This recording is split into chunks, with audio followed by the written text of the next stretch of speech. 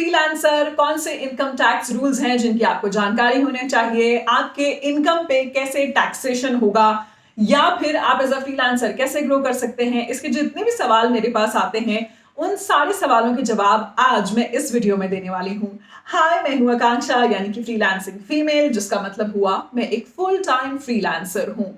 और पिछले 2-3 सालों में मेरे एक्सपीरियंस से मैंने न सिर्फ एज अ फ्रीलांसर ग्रो किया है, बल्कि मेरे इस चैनल पे एज अ फ्रीलांसर आपका टैक्स कैसे टैक्सेशन होता है, आपकी इनकम पे कैसे टैक्स लगता है, जिसका मतलब हुआ, या फिर इनकम टैक्स के कौन से रूल्स फ्रीलांसर पे एप्लीकेबल होते हैं, उसकी भी जानकारी पर मैं वीडियोस बनाती हूँ। अब कई सारे ऐसे सवाल आते हैं कमेंट सेक्शन में या फिर इंस्टाग्राम में मेरे पास, जिन पर मैं कंप्लीट वीडियो नहीं बना सकती हूँ। तो इसीलिए आज मैं एक ऐसा वीडियो बना रही हूँ जिसमें आपके छोटे छोटे सवालों के मैं जवाब देने की कोशिश करूंगी। बाय द वे, आप अपने सवाल मुझसे इंस्टाग्राम पर भी शेयर कर सकते हैं। आरजे आकांक्षा के नाम से मैं आपको इंस्टाग्राम पर मिलूंगी। So do handle with care and love, that is my Instagram handle. सबसे पहला सवाल कि फ्रीलांसर्स की जो कैटेगरी है वो किस सेक्शन में आती है? वो आती है इनकम टैक्स के सेक्शन 44A में। इसके अंदर कौन कौन से प्रोफेशंस कवर्ड होते हैं? इसमें कवर होते हैं legal, medical, engineering, architecture, technical consultancy, जिसमें कि आपका जितना भी वेब से रिलेटेड काम है, डिजिटल मार्केटिंग का काम है, वो भी इंक्लूड होता है, इंटीरियर डिजाइनिंग, फिल्म आर्टिस्ट, जिसमें मेरे जैसे लोग जो ऑडियो वीडियो आर्टिस्ट भी हैं वो इंक्लूड होते हैं, या फिर ऑथोराइज्ड रिप्रेजेंटेटिव। फॉर एग्जांपल, मैं एक पॉडकास्ट कंसल्टेंट भी हूं। अगर मैं किसी कंपनी को रिप्रेजेंट कर रही हूँ लेकिन मैं एज अ फ्रीलांसर उनके साथ काम कर रही हूँ या एज अ कंसल्टेंट उनके साथ काम कर रही हूँ, तो भी मैं इस सेक्शन में आऊंगी। इसमें मेजर ऑलमोस्ट सारे profession as a freelancer cover हो जाते हैं। यानी कि प्रोफेशन का मतलब हुआ कि आपके पास एक टेक्निकल स्किल है और उसके बेसिस पे आप एज अ फ्रीलांसर काम कर रहे हैं। ये हुआ सेक्शन 44AA। अब इसके अलावा कौन से ऐसे प्रोफेशन होते हैं जो सेक्शन 44AA में नहीं आते हैं? इसके अलावा इसमें एक और सेक्शन होता है, सेक्शन 44AB। उसमें एक आता है बिजनेस, जिसके बारे में मेरे चैनल पे मैं इतनी बात नहीं करती हूं। अगर आपका खुद का बिजनेस है तो मैं उन्हीं सोलोप्रेन्योर या फिर सेल्फ एम्प्लॉयड लोगों के इन टर्म्स में मेरे इस चैनल पे बात करती हूँ जो एज अ फ्रीलांसर या सोलोप्रेन्योर काम करते हैं। तो अगर आप एक ऐसे फ्रीलांसर हैं जिनकी इनकम पूरे साल भर की 50 लाख से ऊपर है, तो फिर आप आएंगे सेक्शन 44AB में, जिसके लिए इनकम टैक्स के प्रोविजंस एकदम अलग होते हैं। दूसरा सवाल जो अक्सर मुझसे किया जाता है कि अगर हम इन सभी स्पेसिफाइड प्रोफेशन में नहीं है जो मैंने अभी आपसे शेयर किए, जैसे कि legal, medical, architecture, interior designing, film artist, तो फिर किस सेक्शन में आएंगे? तो उसके लिए जो इनकम टैक्स में प्रावधान है वो है, उन्हें कहेंगे नॉन स्पेसिफाइड प्रोफेशनल्स, जो आते हैं सेक्शन 44AA1 यानी कि ब्रैकेट 1 में। इसमें अगर एज अ फ्रीलांसर आपका टर्नओवर 2.5 लाख यानी कि 2,50,000 से ज्यादा है पिछले 3 साल में, तो फिर आपको प्रॉपरली आपका इनकम टैक्स रिटर्न फाइल करना होगा। और इसमें इनकम टैक्स रिटर्न में आपकी स्लैब कौन सी होगी? वही स्लैब होगी जो इनकम टैक्स रिटर्न की स्लैब सैलरीड के लिए होती है, कि अगर आपका इनकम 12 लाख से ज्यादा है तो उसके ऊपर इतना परसेंट होगा, इतना है तो इतना परसेंट होगा, जिसकी स्लैब आप सिंपली गूगल करके देख सकते हैं।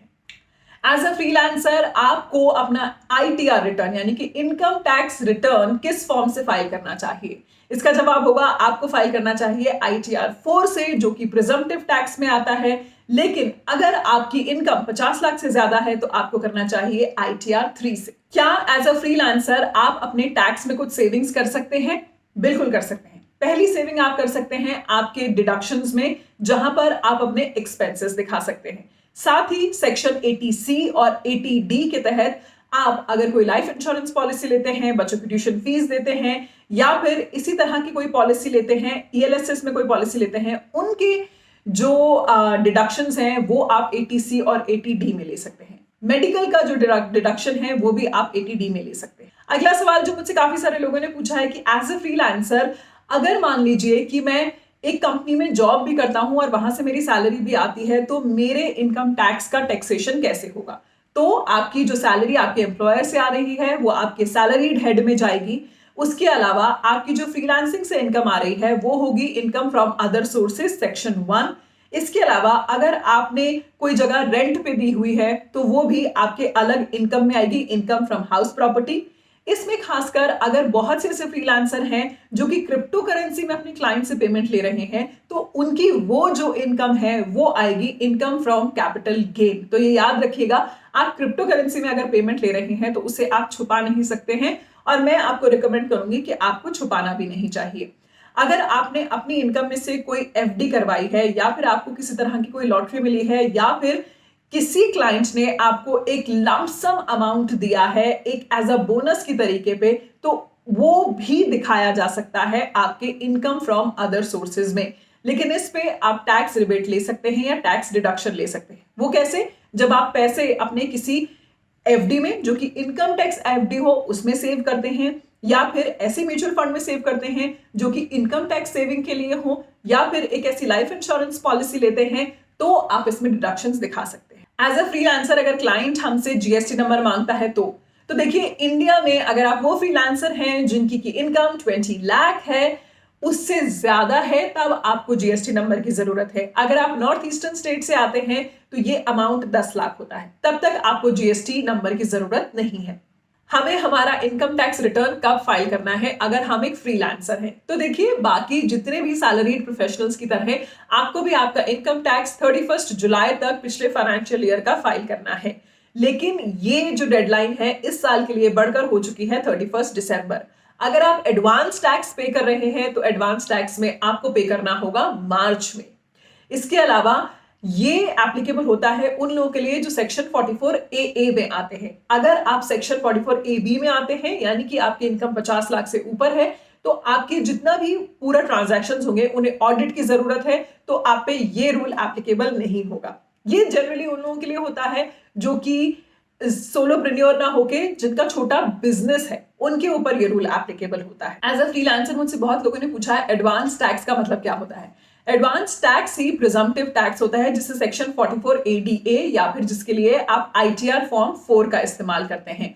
एडवांस टैक्स में आप एक प्रिज्यूम अमाउंट को लेकर उसके अनुसार आपका टैक्स फिल करते हैं। इसमें अगर आपका उतना टैक्स नहीं बनता है तो जब आप इनकम टैक्स रिटर्न फाइल करते हैं तो आप उसे क्लेम कर लेते हैं और वो आपको मिल जाता है वापस। इसी में और भी बहुत सारे सवाल हैं जो मेरे पास आए हैं, जिनके लिए मैं इसी वीडियो का पार्ट 2 बना रही हूं, जिसे आप जरूर से देखिएगा। पार्ट 2 में आपको पूरी जानकारी मिलेगी और भी बहुत सारे सवालों की, अगर आप फ्रीलांसिंग प्लेटफॉर्म जैसे कि अपवर्क, फाइवर, guru.com के थ्रू काम कर रहे हैं। साथ ही मेरे चैनल पर income tax as a freelancer आप कैसे फाइल कर सकते हैं, उसके लिए आप ये वीडियो देख सकते हैं। Thank you so much for watching. आप इस वीडियो का नेक्स्ट पार्ट जरूर से देखिएगा। साथ ही अगर मेरे वीडियो आपको पसंद आते हैं तो मेरे चैनल को सब्सक्राइब जरूर कीजिएगा।